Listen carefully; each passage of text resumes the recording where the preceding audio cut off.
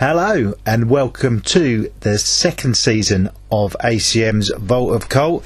Thanks for everyone who listened to any episodes of the first one, those who joined me for some of the chats about films, and if you're new to this series, it's basically a nerdy film podcast. I've been a film fan for many years, and each episode I focus on a film that may not have been a commercial hit or may not have done so well with the reviewers, but it's basically become a bit of a cult film that I've grown up loving, and I want to show the film to people who haven't seen it before and see whether they find the love for it I did as a newer viewer, really. You know, sometimes we can like things more because of nostalgia and growing up with things, so I want people to see these films for the first time now in 2021, see whether they like them as much as I do. And it was hit and miss with the first series. Some of the films went down really well. The Monster Squad everyone seemed to like, whereas say Maniac Cop people really didn't like. So it's a mixed bag, but I've enjoyed rewatching these films and talking to people about them. This first episode I'm going to focus on 1977 cult classic from the Shaw Brothers production company. This film is called The Mighty Peking King, and one that people may not have actually heard of. I'll talk about it more in the actual interview with I spoke to James, who's about my age. I'm approaching 40. He'd never seen it before, and you may remember from the first season Andrew, who's a few years younger than me, at mid-20s, who's really into films as well. So we've got those two who hadn't seen it before, and we had a long discussion about that, which will be coming up next in the bulk of the show. Then afterwards, I'm just going to have a little bit of a chat about Star Trek movies. I'm going to list 5 I think were actually good, and just talk about the ones I didn't think were so good. It's sort of the cliche where every other Star Trek movie people like, and I just want to focus more on sort of cult, sci-fi, horror stuff than just one film each episode. So I'm just going to talk about that really briefly, and then just mention a few newer releases I've seen. It's been nearly a year, I think, since the last episode of the first season where we looked at Turbo Kid. It doesn't seem that long. I've been really busy, but I have managed to watch a lot of films, and hopefully we'll get another at least 10 episodes this season. Loads of films I'm hoping to focus on, but I won't say any more yet, because it all depends on who I can get to watch the films and then getting together to talk about them. So this is the conversation with Andrew and James about The Mighty Peking King.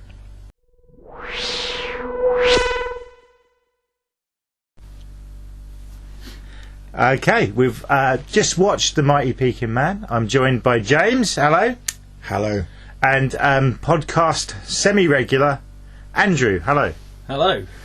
Okay, this is a film that I saw when I was really young. I don't know how I saw it, because it wouldn't have been on daytime. I'm guessing there was a period in the 90s where they showed Godzilla films late night, and I used to video them and then watch it. I reckon that's how I saw it. I rewatched it on Amazon Prime about 4 years ago. Really enjoyed it for many reasons, and then bought the Blu-ray, which is it 88 films release? It's I think it's since been deleted, but I believe it's going to get a reissue from Arrow. It's certainly coming out in America on Arrow.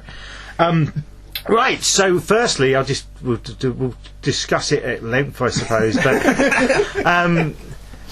did you guys know anything about the film before you'd seen it? No, I don't think so. No.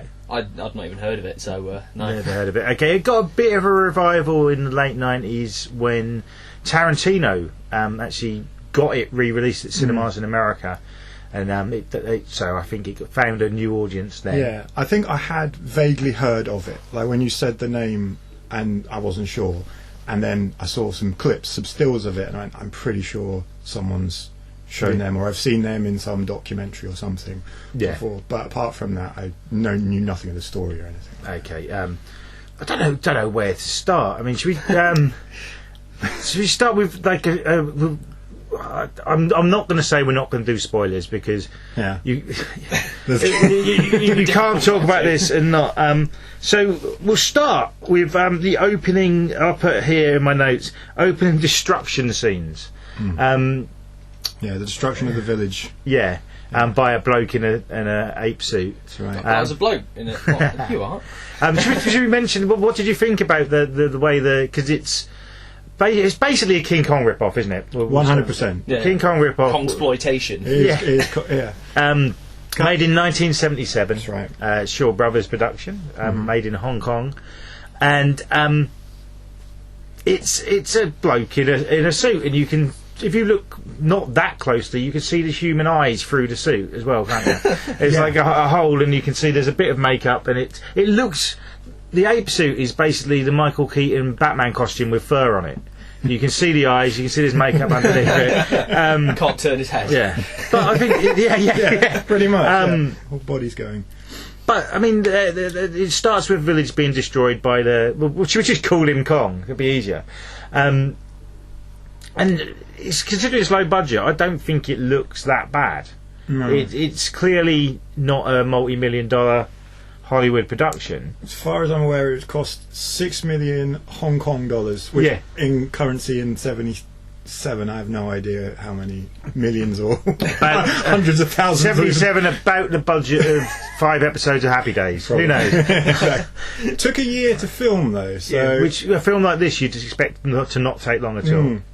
But it starts with him just destroying a village, and it's lots of sort of models being crushed and 100%. Beautiful. Yeah, but I think that sets the tone for the whole film. Really, it does. That and the sort of the endearingly awful kind of chroma key backgrounds, stock footage of just kind of strange things going on.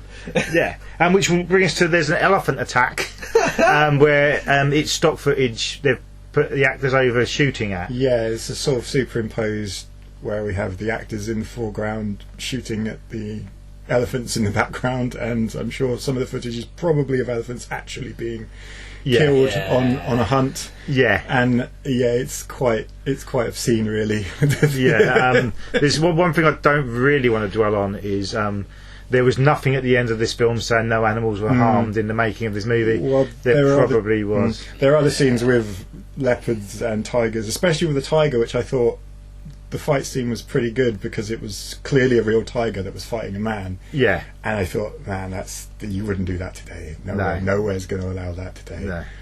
So, no animals or careers were harmed in the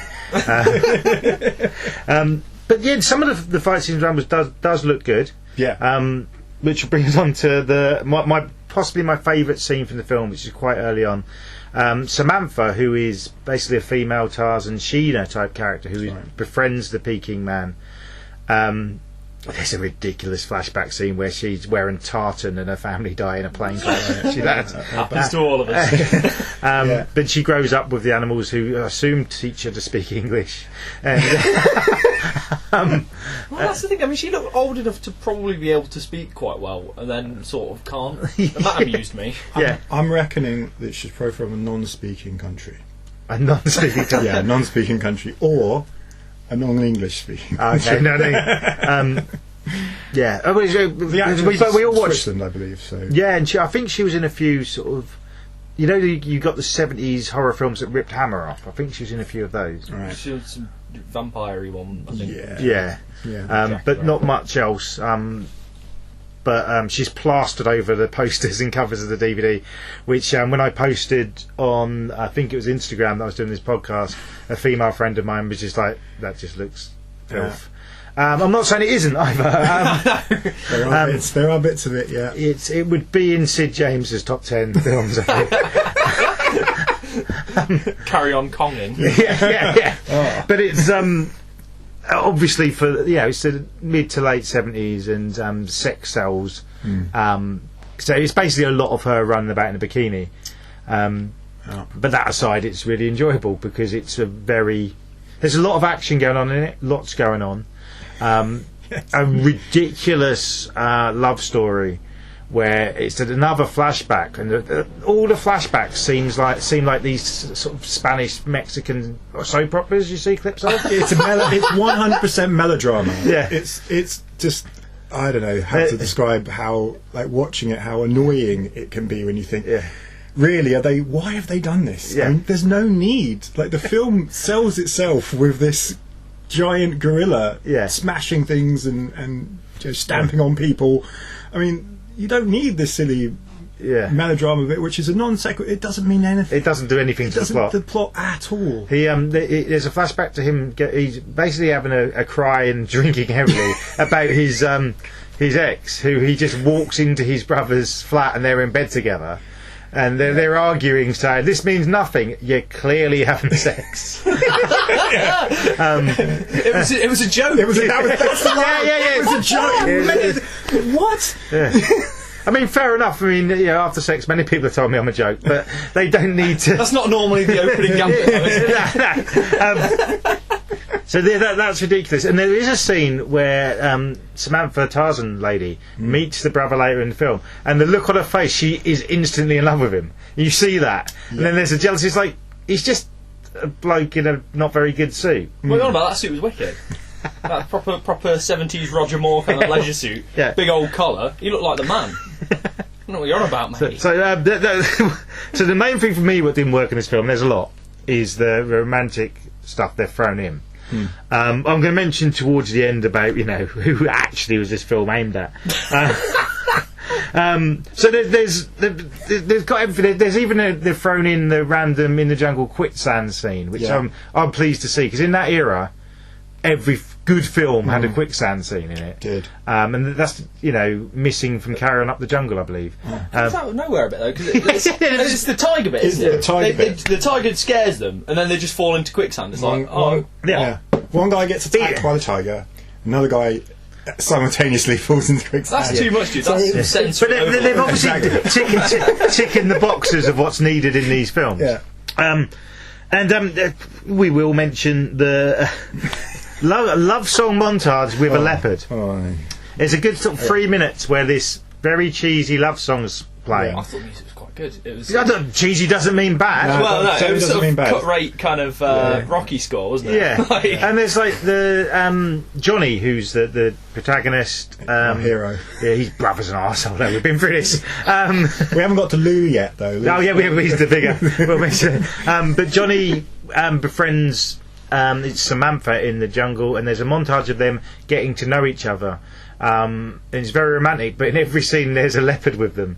At one point it's on her shoulders, and they're sort of swinging it. It's the old story of boy meets girl, girl carries leopard. Yeah. And then after that, which is a wonderful 3 minutes of cinematic gold, when they later leave for whatever reason, we don't really know why they persuade the big gorilla to go to Hong Kong. It'll be cool, man. We'll hang out. We can be together. But there's a really she's crying to leave the leopard. It's like they're in a relationship, isn't it? It's got a feeling of that. Yeah. We could really speculate hard on this. Yeah.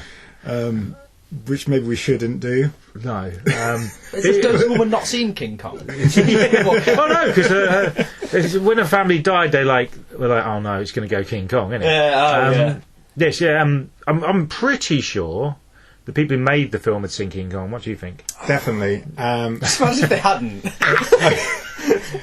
We've got this really great idea, guys. It came out the year after the remake of King Kong came out. I've not seen that. It's Dino De Laurentiis, isn't it? I have not seen that film, but I can't imagine it's better than this. If you want to know, actually, you're right. It's not. It's really not. Have you seen them? They've done a sequel 10 years later with I think the actress's name escapes me, from Terminator. Linda Hamilton, called King Kong Lives. Yes. And that's a Hollywood film, and that production-wise isn't much better than this. So, or acting-wise, if it's got the acting, we'll come on to that. She's alright, really. But we mentioned they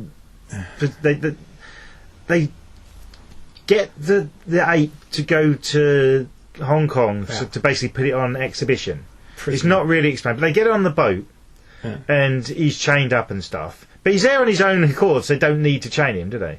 Yeah, he was just hanging out, man. Yeah. I don't quite understand how they... none of this is in the film, so all of a sudden it goes from, we should go to Hong Kong, and then they're on their way to Hong Kong on the boat. So the kind of the idea of how you get Peking man on the boat, persuade him to put chains on, none of this is explained. Yeah. And then there's a random storm just for another actiony. Yeah. And it's That was good though. Yeah, well, it looked good. Wicked, yeah. They spent a lot of money on it from their budget. I'm guessing $1 million of the $6 million was spent on it. Probably. And but it's just, And he saves them, right? Isn't that? Yeah. It's like he saves their lives because they sort of like they hit a rock or something. Yeah, they hit a door that Kate Winslet's on. and he pushes them away from it or something like that door had room for the whole boat and Abe on it, but she was too selfish to do anything about it. So that's a nice little scene, but this film, there's a lot of scenes that look good for a B movie and they're kind of exciting, but they don't need to be there plot wise. That's the problem. I mean, there isn't much of a plot, which is, that's fine. I mean, I don't need much of a plot to enjoy this film.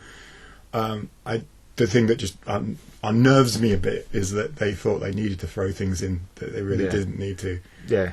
So they get to Hong Kong, and they for some reason there's stuff with the TV show they might go on. Yeah, that again completely pointless. I'd forgotten about that. I only watched it this morning. Not necessarily. I'm pretty sure it's only there to put in his brother. But there's someone who sings on. Oh yeah. And I'm pretty sure they were like, right, we're gonna put this person who's I'm sure is a Chinese Hong Kong pop star. Yeah. But we're not going to show them close up. They were all long shots. It's like, what is the point in this?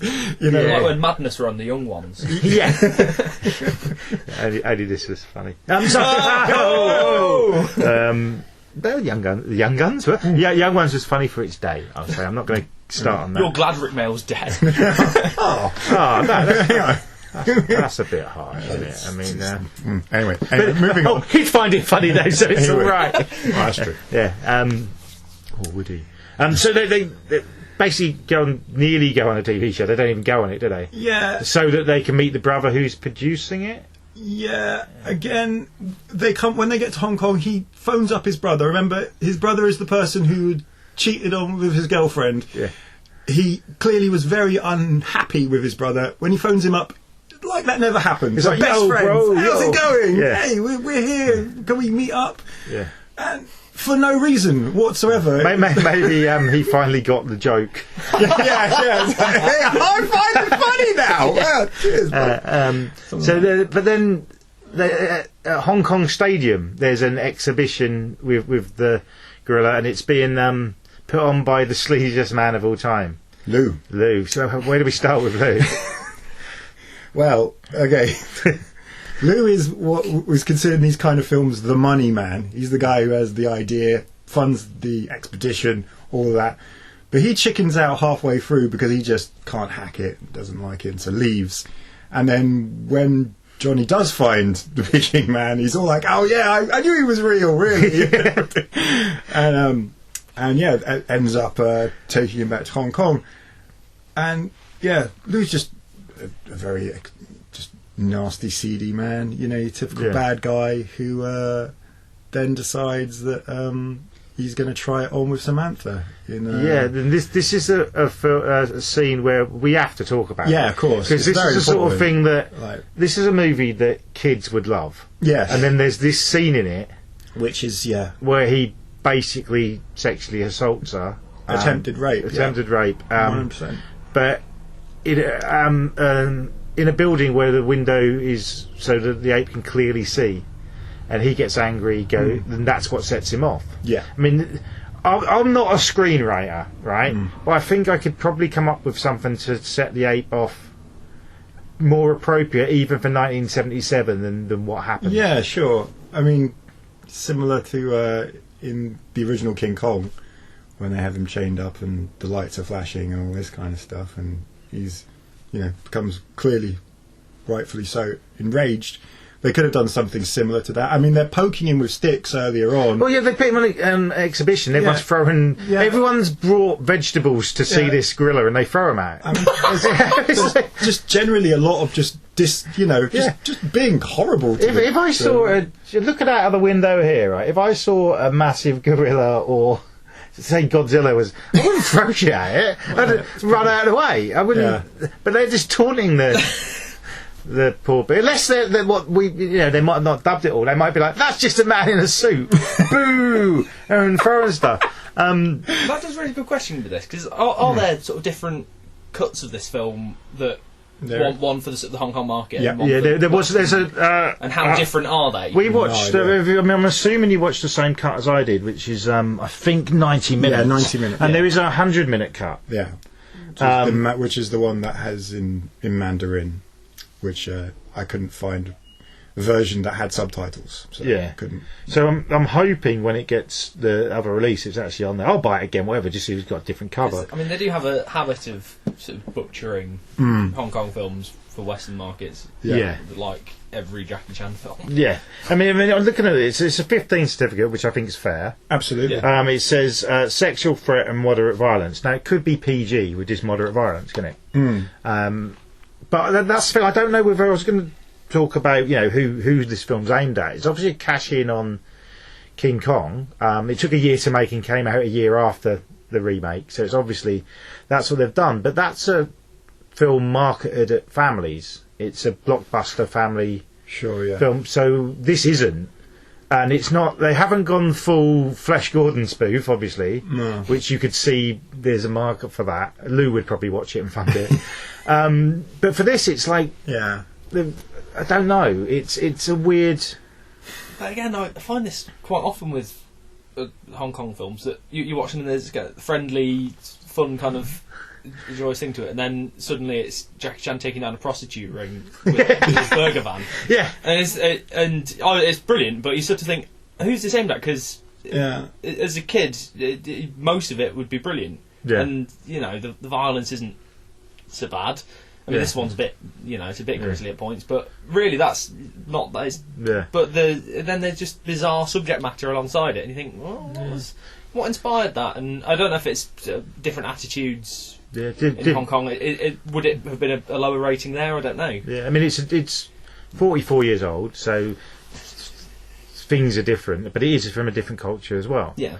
So I don't know. I mean, the stuff in this, I mean, there is an attempted rape, but would that have been a PG then? I was going to say, you could have this scene. I mean, you could have a scene that has an attempted rape in it that's more implied than what this one is. Because this is really full on. Yeah. For up to this point. He rips her top off. And before this, he's like pouring alcohol, trying to get her to drink, and it's going down her top and stuff. And it's all got, elements to it that are, seedy and exploitative, and it's clearly there for people who are watching to go either, oh my god, I'm shocked, or oh yeah. No, there's a definite layering quality to it. Absolutely. Like the camera's gazes of exactly. Yeah. So it could be. He's better done it subtle, more implied. Like Peter Bateman in the first Ghostbusters. yeah, that's what I was thinking. More Bill Murray type. Sleaze, that kind of thing. Yeah. I'll add that in Ghostbusters he took the date rape job because he knew that she was possessed, and that's why. Peter Bateman doesn't always have that on him. But we never understood why in the second film they've split up. I reckon. Anyway, I digress. Yes. Yeah. It's just there's a bit of weirdness in the film that it doesn't make it a better film, but it makes it more interesting, and you come away thinking about it and you're like, what have I just seen? I think it's the weirdness of it which would be what attracts the likes of Tarantino to like it, because it's different and it's not like the reason I think I originally saw it was there was all these monster movies on, it was put on with them. It's not another King Kong film, it's not another Godzilla film. Because around the same time they were still making Godzilla films which would all be PG now. There's nothing like that in those. So I don't know. I think they were just trying to be edgy. I mean, I don't know that much about the other Shaw Brothers productions. Were they more adult, or were they just a bit naff? From my understanding, experience, they are quite, just generally quite naff. I mean, this one... They do, is it Inframan? Inframan, which is the one that Yeah. came just before this, and it was on the success of that film that they had the money to make this one. And this is one of the most, if not the most successful Shaw Brothers film made. You know, so yeah, this is clearly the typical kind of thing that they would make and was enjoyed by the market, I suppose, in Hong Kong and internationally as well. I suppose. I mean, we've mentioned the rape scene, but the violence, there's like limbs coming off and being stood on by an elephant. Yeah. But it's not, when you look at the time, I mean, there's a bit of blood in it, not much. The blood doesn't look real. Not at all. Yeah. There is and it was a U certificate at the time, an arm comes off in Star Wars. True. So I don't think the violence is any more than a PG would have been then. I agree. It'd be a 12 now, how things change. It's just that weird one scene to make it an adult film. I think, and also, as people are funny about any form of titillation, I'm not talking about the rape scene, but otherwise in the film, with Samantha wearing very little and all that kind of stuff. You don't see anything, not You really. Look, No. You don't see anything, but again, it's all very much like leery kind of thing. Yeah, but that's a few years later they done Sheena, and that was a big budget with Tanya Roberts, wasn't it? And that's another weird film. So I wrote a review of that, and that's a family-friendly film, and for no reason at all, she just gets a kit off in it. It's like it's the scene where she's washing. Yeah, and I'm like, but I think that's the era, and that wasn't sexual. So at the time, I think it was a PG. Yeah, I mean, this character Samantha is pretty much only there for, Because one for the dads. if they'd have made the film and it was a chap and he just befriended Johnny, I mean, isn't she? It wouldn't have sold as well, would it? Talking about, This is a buddy cop film. Isn't in the film Sheena? Isn't she sort of more of a stronger character? Yeah. Yeah. Well, but that's what I don't get about this as well. It's like Samantha starts off as quite a strong character. Then the second she gets to Hong Kong, she cries over anything. She's like... And is completely confused by the situation. Like, I mean, I understand the confusion, but I don't understand why you would even want to go in the first place. I mean, it doesn't make any sense considering how we understood her character before they get to Hong Kong, why she would think this is a good idea. And then when it goes wrong... She's all upset. It wasn't going to go right, was it? And there was nothing ever. This was doomed from the start. And she does just cry over anything. She's like the best mate at a hen do. Just like, I've had 12 pints and I'm just crying. But this is all in the negative stuff we're saying about this film is why I like it. You realise that? I'm not saying I like it because there's a rape scene. I say I like it because it's just weird, and you're like, but no character in it. And because I'm talking quite harshly about the female character here, there is no character in it that is not one-dimensional. They are all awfully written. Like I mean, the hero Johnny is just pointless. Like, he's brilliant. What are you on about? that bit at the beginning where he's just sat at the bar, we've just met him, and the boss's face comes up. Oh, I need you to go to Hong Kong. I need you to go to the jungle. You're the only man I trust. While he's just stealing. I don't care. I'll do anything. I don't give a fuck, whatever. That's the man you trust. I think he's great. He's got depth. He's got a severe drinking problem, and he's got them wicked. Big collars. Yeah, the big collars are great. I also want to mention, we mentioned the love song, but I think the soundtrack to this is great. I did read that in the final score is music they didn't have the rights to use. But the actual the music is very. It reminds me the flashback scenes and when they're in the city reminds me of the sort of music what would be in Dynasty. Yes, that sort of 100%. 70s. Charlie's Angels type stuff, which I think is great, and I think this is a film that if it had been made 10 years later would have been a lot different. It would have been they'd have made it more deliberately fun. Yes, because the 80s were that's all have fun. Whereas because this is still in the 70s, it's trying so hard to be of the time and cool, which makes it now the complete opposite, and therefore more enjoyable. And the ending, the final 20 minutes is really dramatic. It's just full on explosions. Awesome. And the special effects when you see them from a distance on top of the building, you can see a line around where they've superimposed it on, which is brilliant, isn't it? Yeah, I mean the cheapness is all on display as far as that goes. But yeah, it looks great. It looks charming and like lovely. I mean, smiled all the way through it pretty much for that. That's the sort of thing that people like now would rip off for sort of like hokey stylistic reasons. It's a bit Tarantino. Yeah. Some of it's a bit Garth Marenghi as well. Yeah, 100%. Yeah, completely. But they clearly loved what they were doing. Yeah. And it's like they had these ideas with not much budget and just done them anyway. And I really admire that. I think that's kind of the Shaw Brothers way. I think that's how they did They're kind most of like of the films. reminds me of Cannon films. Yeah. You know, we'll just do it. You got an idea? Let's do it. Yeah. And I think the kind of it's the best thing and the worst thing about the film is the blatant King Kong rip-off. Because if the plot had been more different from that, it'd have probably been, because of how naff cheesy it is, better received and more loved. But because people go into it, that's just King Kong. But if they'd called it King Hong Kong, yeah, then maybe. Yeah. Why is it called the Mighty Peking Man? There is no reason why it is called the Mighty Peking. This is a question that no one cares really enough to get answered. Yeah. But to me, it was the first thing I wrote in my notes is, why is this film and why is the main character, if he is the main character? Everyone knows that he's called the Peking Man. Exactly. Everyone, it's Peking Man. It's like, okay, why? Just looking at the Blu-ray cover of, it's got the leopard on her shoulder being really. That doesn't happen in the film. It's like it's like she's going to use the leopard as a weapon. Yeah. When in fact she probably just slept with it. Yeah.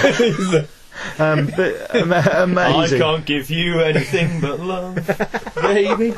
So it's been a very different film. Yeah, I mean, the ending, it just goes mad, and then it just suddenly ends as well. Yeah, it's a great ending because it's a bleak ending. Because it's bleak and it's just full on drama. Yeah, like you there's no sort of ending which you go, oh, okay.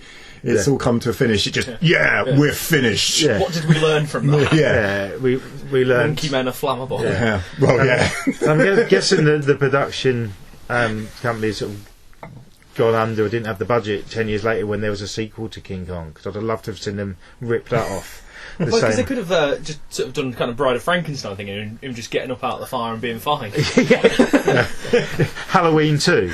Just oh, I hate Halloween 2. But the acting as well. I mean, it's just B-movie acting, isn't it? It's 100%. Just awful, but but right for the type of film. Yeah. I mean, when they first go to Hong Kong, Samantha's just like looking around there's this really like her eyes are like wow stuff. I thought that acting was fantastic.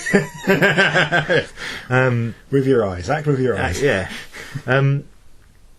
It's the. I think in many ways it's the perfect B movie, if I'm honest, because it's shit but very enjoyable. I can't disagree with that, because it is really enjoyable because it doesn't stop. Really, I mean, there's a couple of moments where they do these silly sort of eating up time, the montage bits, which are funny. But other than that, it's just full on all the way through, and it doesn't.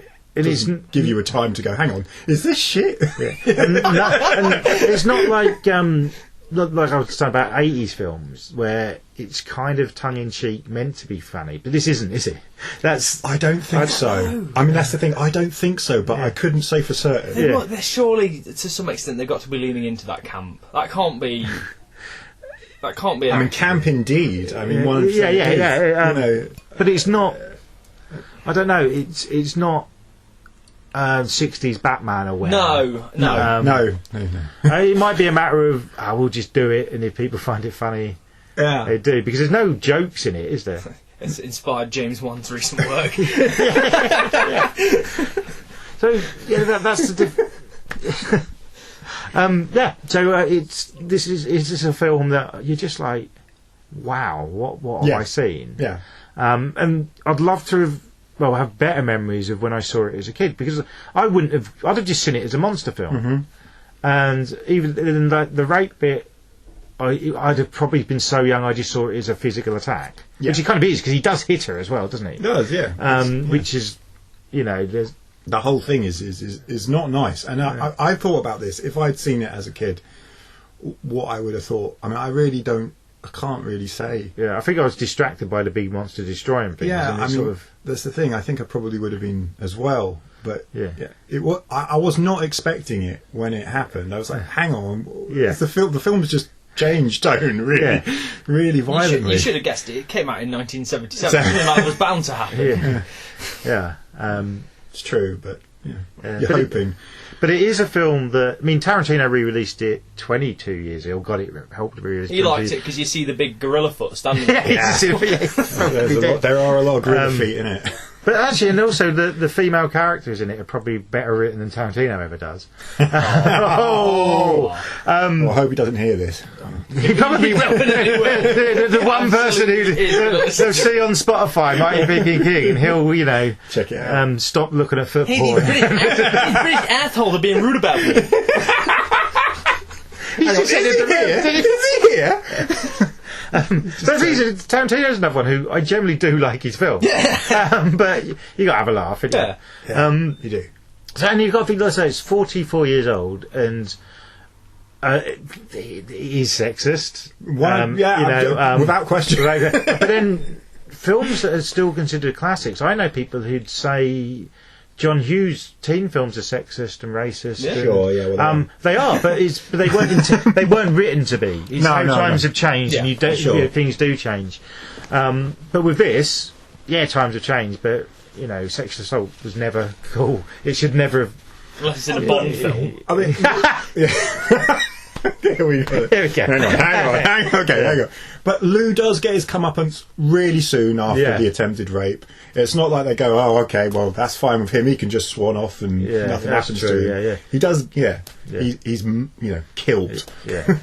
And he's called Lou, which is it's always a shady name. Lou Carpenter from Neighbours, for example. Oh yeah. Yeah. Snake. Yeah. Yeah, I mean, is there anything else? We spoke about it for a good half hour, which is amazing. A third of the film.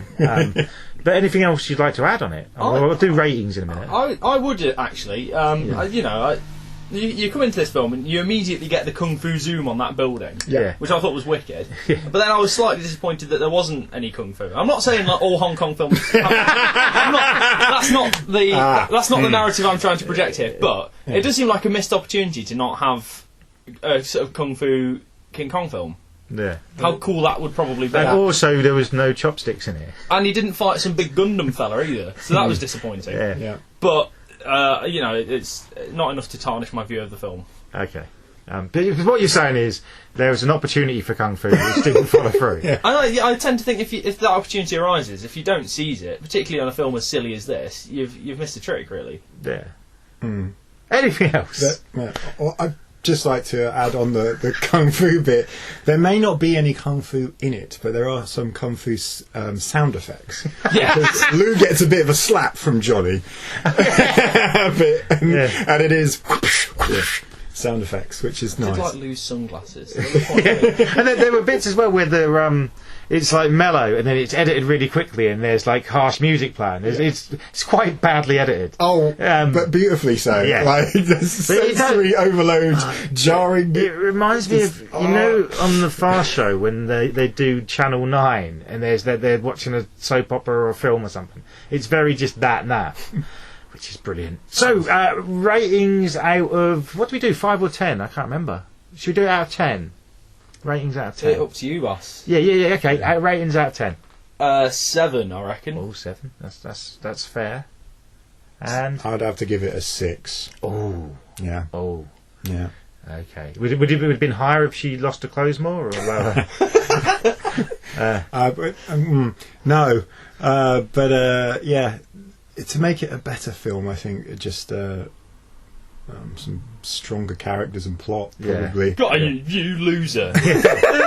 I'm gonna. I want to feel invested in this film. I do. A little bit more than I mean, I told you I've seen it twice now. The second time I didn't fall asleep. The first time I almost did twice. But the thing is, you wanted to watch it again. I did want to watch it again. I did want to watch it again because I wanted to make sure I had seen what I'd seen the first time round, and I had. Yeah, that's really it. I'm going to stand by. I'm going to give it an 8 because I just think it's so much fun. If it was an actual good film, I'd give it 6. Well, there we go. That's kind of, yeah. Yeah. I mean, look, if you're having a few drinks and you say to people, have you seen The Mighty Peking Man? They say, no, you put it on. Yeah. It's clearly a film that you want other people to see. Yeah. So it's a film you can watch again and again and again, but it's not a good film. The first time I rewatched this in years, it was about 4 or 5 years ago, I rewatched it. It was on Amazon Prime at the time for free. And I had been to a pub, I'd had a few drinks, and I watched it. I want the status of my excitement and how good it was I put on Facebook after. And I'd done a little video of some of it. It was like, this is the best film ever!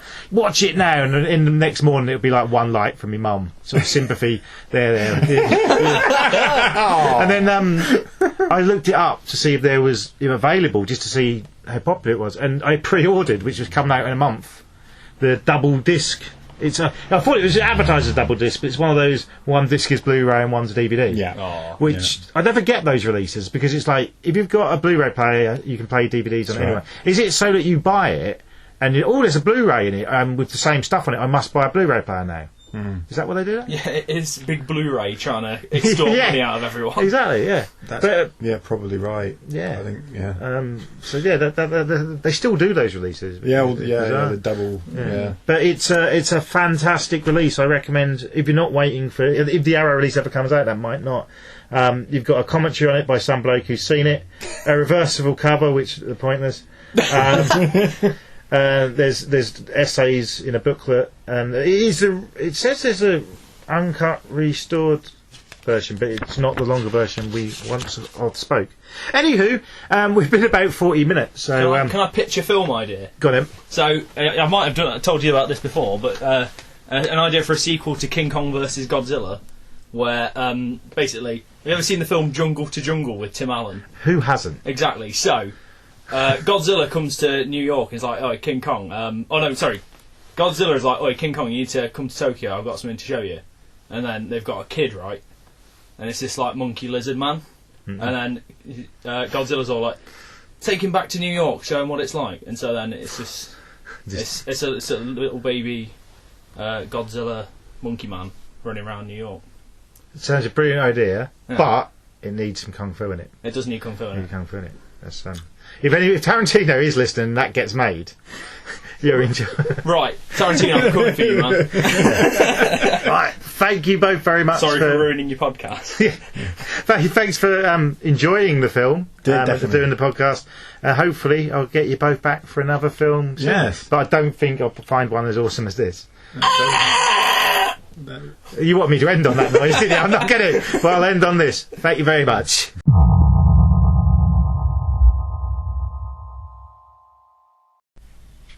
Star Trek movies, there's lots of them. They've been around for, the series, well over 50 years. The movies started in 1979, so we're looking well over 40 years. The first movie, really slow, to me, kind of trying to get on the... Well, it was trying to get on the Star Wars bandwagon, really. That's how it got made. But it feels more like and looks more like 2001 from well before that. A film that I don't think is great. A few people like it that I know, but to me it feels very long, very slow, and not impressive. It's got 6.4 on IMDb, which is okay, but hardly the sort of rating a classic would get. So for me, the movie franchise got off to a pretty bad start, and the first one's one I personally wouldn't say is one of the best, anywhere near the best, and wouldn't recommend it. Star Trek 5 is another particularly bad one, in my opinion, made in 1989, directed by William Shatner, who rumours are that he was jealous that Leonard Nimoy directed some of the films before, at least one of the films before, so he wouldn't do them unless he was allowed to direct one, and the one he got was a stinker. I'm a Shatner fan. I like Shatner. I think Kirk is the definitive captain on Star Trek for me. I like the films. I dip into the series, but I'm not really a Trekkie. I just sort of like cool space films. But another dud one is also William Shatner related in Generations, from 1994, where they cross over some of the characters from the original series with the Next Generation crew to take the movies into the Next Generation era. For me, this has got a lot of promise, but doesn't really follow through in the film. They kill Kirk off as well. We don't really want that, do we? So there are a few I wouldn't recommend, but 5 I would. Starting with Star Trek Beyond from only 5 years ago, 2016, the last one they done, directed by Justin Ling. It's written by Simon Pegg, who plays Scotty in it, and just a fun sci-fi action film, really. They introduced a new character called Jailer, played by Sophia Bertella, I think her name is, offhand. She's in quite a few films in recent years, probably most well known for being the mummy in the Tom Cruise reboot, The Mummy, which is a film not many people want to talk about, so I won't. But she's great in this, great alien type character. It's just a fun film. It's got 7 on IMDb, which possibly I feel is a little bit low, but I suppose it's a fun one, but there's not much different in it, nothing. So it might be one that, if you're fans of the franchise, you like more. But I personally do like it. Another one I like was the first one I saw in the cinema from 1996. Directed by Jonathan Frakes, who of course is one of the cast members. Star Trek First Contact. This is a Borg heavy one. If you're a fan, you'll know exactly what I mean. The first proper one, I believe, from the Star Trek Next Generation crew after Generations. This felt like an extended but really good episode of that series, and one I'd definitely recommend if you're a fan. I don't want to keep saying that. I mean, if you're not a fan, you won't listen to this part of the podcast, so I'll shut up on that. Next, 2009's J.J. Abrams reboot, just called Star Trek, or Star Trek 10, as many would call it. I mean, I think it was this that made them think, right, we'll get J.J. Abrams to do the Star Wars series afterwards, which I actually quite liked as well. It's faster paced than the previous films, it's very action heavy, but I feel it's got the spirit of the original series. Different cast, but it's sort of a cleverish crossover where you've got Leonard Nimoy in it, and basically reintroducing the characters, a bit like I suppose they've done with the X-Men films. It's 2 hours 7 minutes, but it actually feels a lot shorter. Looks great, very high budget and fun, so I definitely recommend that one. I wasn't too keen on the middle of the newer ones, Into the Darkness. I thought they tried too hard to reference the old series. I'd stand by that. And the second best one, in my opinion, is an utter classic, Star Trek 2, The Wrath of Khan, directed by Nicholas Meyer. 7.7 on IMDb, I'll add. But the reboot actually got 7.9, which is pretty good. To me, this is just classic Star Trek. It's the first movie where they sort of do it like the series. They bring back a villain who was in the series. It's got classic lines in it. It's got the iconic ending that I'm not going to spoil, but it's kind of emotional if you're a big nerd like me. Same director as Part 6 actually, which wasn't too bad in my opinion. And you've got the classic Shatner shouting "Khan," which is amazing. Well worth watching. Even if you're not a Star Trek fan, I'd recommend that one. And my personal favourite, which I think is great, came out in 1986, directed by Leonard Nimoy, Star Trek 4, The Voyage Home, which to me plays like a fun 80s family sci-fi film, which I suppose it is. It's the one with the whales in it. They go back to the 80s. It's cheesy, it's fun, but it's also Star Trek. So I think it's done really well, and it's kind of a nostalgia one though, looking back on the 80s, and there's elements in that film that remind me of Crocodile Dundee and films like that. So I definitely recommend that. But anyone who wants to watch some nerdy Star Trek films, even though they're massive hits, I still kind of see them as cult films because of the massive following and the love of Star Trek. You know, get at any sci-fi convention, there's people dressed up as characters from that, probably as much as Star Wars or anything like that. So I'll do another top 5 of something on the next episode. I don't know what. I don't really plan things too far ahead. So if you're a Star Trek fan and you want to argue that or discuss that, comment on the Facebook page, and we'll have a chat about it. I mean, you might say something about one of the other films, I might think, actually I was wrong, that is good and I misread it, or we might just have a massive argument about it, which is what the internet's for, so that's great. Well, thanks to everyone for listening. Thanks to James and Andrew for participating in the conversation about the mighty Peking King. I really hope some of you track that down, give it a watch, and also, you can let us know what you think of it on the Facebook page, comment under the link to this podcast, I guess. Just going to end, and I want to end on every podcast with a few recommendations for newer movies that I think may go on to become cult classics. These films I've enjoyed anyway, and it's been a while, so it's been nearly a year, like I say, because this is the first episode of the second season. So a few films I've seen fairly recently, all of these at the cinema actually, that I think may have slipped under the radar. At least two of them have, but I think in years to come they might be looked back on as minor classics. Start with the British horror film Censor, which was released this year. It's sort of in between cinema and DVD streaming releases at the minute, but that should be out for home viewing very soon. Basically set around the video nasties era and strange goings on with one of the people who is the censor, who has to edit or ban these films. I don't want to say too much. I don't want to say too much about any of these films. I just want to recommend and say to you guys, watch them. The second one, and this is possibly, well, these two are possibly my joint two favourite films of the year so far.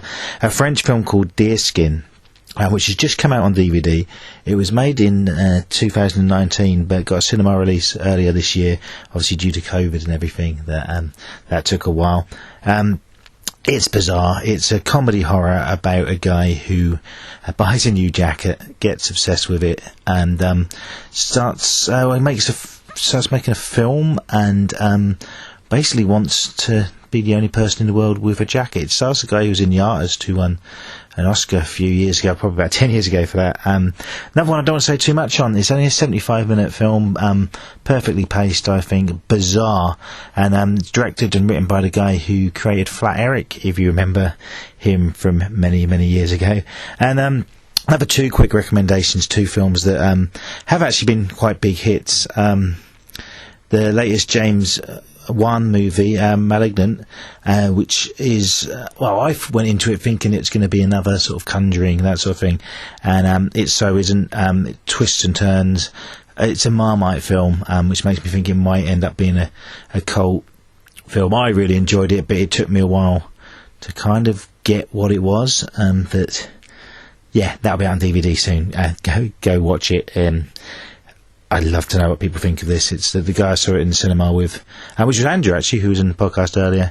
I think he thought the same as me. It was going to go one way, goes another, and it's a pleasant surprise if you're a horror fan. And I'm going to mention one that's still on at the cinema at the moment, Halloween Kills. Just when you think they've done too many Halloween films, they start getting pretty good again. I mean, I'm a massive fan of the original, which is, one of the biggest horror films of all time, one of the most influential. Some of the sequels certainly been hit and miss. Didn't mind the Rob Zombie remakes, if I'm honest, a different take, gorier. The 2018 one, simply entitled Halloween Again, which is a straight follow-up to the first film, or at least the first two, I thought was pretty good. But this is a step more in the right direction. Reminds me of the 80s, slasher movies where you're waiting for the next kill and how inventive that will be. It's proper violent, proper over the top, still very Halloween though. Good to see Jamie Lee Curtis back in it. Again, her character got killed off, and then they sort of forgot about all that. If you can get over all these things, I mean, they've done the same with the Terminator films, it's very, very enjoyable, and I'm looking forward to next year, Halloween Ends, which I don't know if it'll be the last one they do, but it's the last one of this trilogy of the ones they do. So there are 4 films I recommend for you that are new, which is different for us. Normally it's old films I talk about on here, but yeah, so should be another episode fairly soon. I can't tell you what it will be yet. As I said earlier, it's getting people to see it and then sitting down and chatting about it with me, but hopefully there'll be some more new recommendations as well. Thanks a lot for listening. Do share, do comment. If you didn't like it, fine, let us know, and I'll either argue you or maybe adapt it. I don't know. Yeah, just do it for fun anyway. So thanks a lot. Cheers.